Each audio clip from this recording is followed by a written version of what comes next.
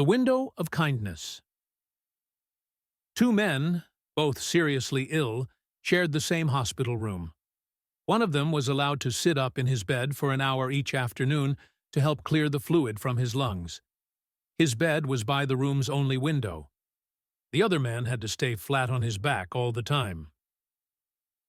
The two men talked for hours about their families, their homes, their jobs, their time in the military, and places they had visited. Every afternoon, when the man by the window sat up, he would pass the time by describing what he could see outside the window to his roommate. The man stuck in bed lived for these moments, looking forward to hearing about the world outside. The window, his friend said, looked over a park with a beautiful lake. There were ducks and swans on the water, children sailing toy boats, and couples walking together among colorful flowers. There were tall trees, and even a view of the city skyline in the distance.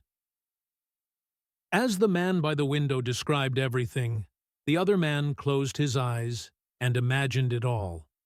One warm afternoon, the man by the window described a parade passing by. The man who couldn't see couldn't hear the parade, but he could picture it in his mind, thanks to his friend's vivid description. Then, one day, a dark thought entered his mind. Why should he be the only one to see these wonderful things while I see nothing? He thought. At first, he felt guilty for thinking this way, but over time, the thought of missing out filled him with envy and bitterness. He couldn't sleep, consumed by the idea that he should be the one by the window. One night, as he lay awake, the man by the window began to cough, choking on the fluid in his lungs.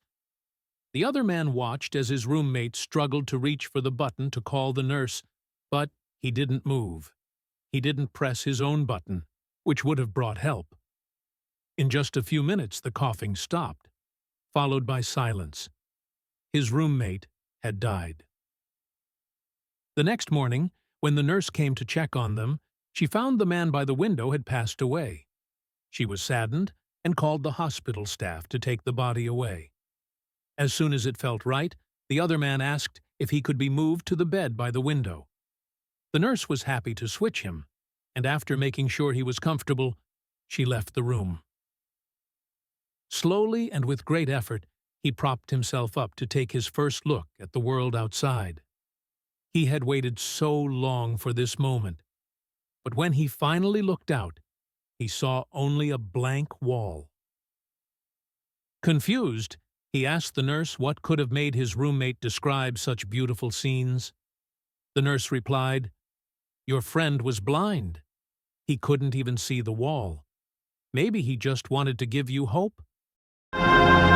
Sometimes we only realize the silent sacrifices others have made when it's too late. To discover more exciting stories like this one, subscribe to our channel, English Story Bank, Journey Through Language with the Magic of Stories.